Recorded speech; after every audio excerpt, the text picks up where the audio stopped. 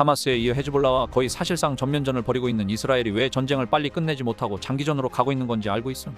이스라엘의 군사력이나 경제력을 봤을 때 하마스나 헤즈볼라는 게임이 되지 않음. 하지만 이스라엘이 원하는 건 따로 있음. 바로 이란을 끌어들이고 전쟁을 더 크게 만드는 것임. 이란은 인구도 이스라엘보다 훨씬 많고 경제력도 나쁘지 않은 대국인데 굳이 왜 이란을 끌어들이려고 하는 걸까? 그 비밀의 답은 바로 미국 대선에 있음. 미국 대선이 끝날 때까지 이스라엘이 전쟁을 계속 확전시키고 이란을 자극해서 더 큰 전쟁을 일으키려고 하는 이스라엘의 의도를 지금부터 빠르게 알려주겠음. 전쟁이 계속 커지면 세계 증시와 실물 경기, 금리, 부동산까지도 영향을 줄 수 있는 문제이니 잘 들어보라고. 지난주에 이란이 이스라엘로 또다시 200발의 미사일을 발사했는데 이스라엘의 아이언돔 방공 시스템이 당연히 모두 요격했겠거니 했지만 이스라엘 공군기지에 있던 F-35 전투기 다수가 파괴되었음.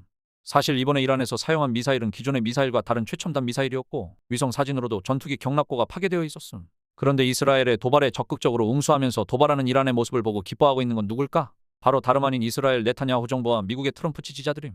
몇 달 안 남은 바이든 정부를 쌩까고 있는 이스라엘 네타냐후 정부와 제발 말 좀 들어달라고 사정하는 바이든 정부. 도대체 어떻게 된 일이고 이스라엘을 중심으로 하는 정세가 왜 계속 확장되고 있는지, 도대체 누가 숨어있는 배후 세력과 숨어있는 승자인 건지 지금부터 빠르게 알려주겠음. 이스라엘은 지금도 레바논의 수도 베이루트에 대규모 공습을 진행하고 있음. 현재 사망자는 800명을 넘었음. 사실 진짜 중요한 건 이스라엘과 이란이 어떻게 될 것인가 하는 문제임. 이스라엘은 이란과의 전쟁을 매우 원하고 있음. 이번에도 헤즈볼라 지도부 공격과 나스랄라 제거가 성공하면서 네타냐후의 지지율이 크게 상승했음. 현재 미국이 이스라엘의 안보를 보장하는 입장에 있기 때문에 이스라엘이 이란을 공격하면 미국 역시 개입하게 될 것이고 아무리 이란이 중동의 강자라고 해봤자 미국이 제대로 개입하는 순간 탈탈 털리다가 끝나게 될 것임.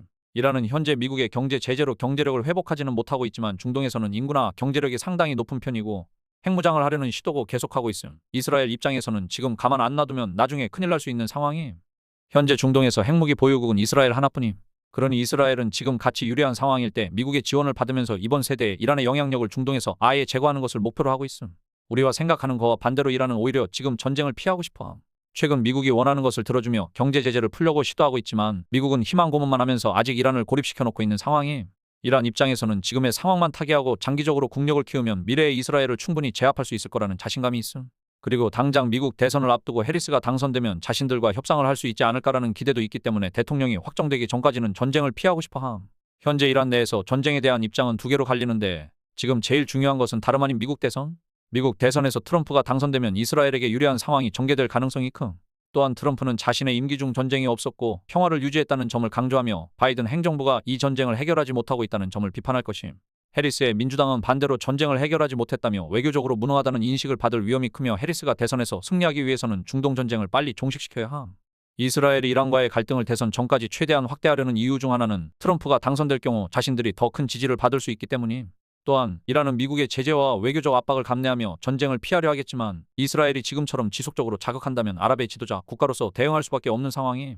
이스라엘은 과거 중동 전쟁에서 여러 차례 승리한 경험이 있으며 선제 공격을 통해 위협을 처리해왔기 때문에 자신감이 충만한 상황임.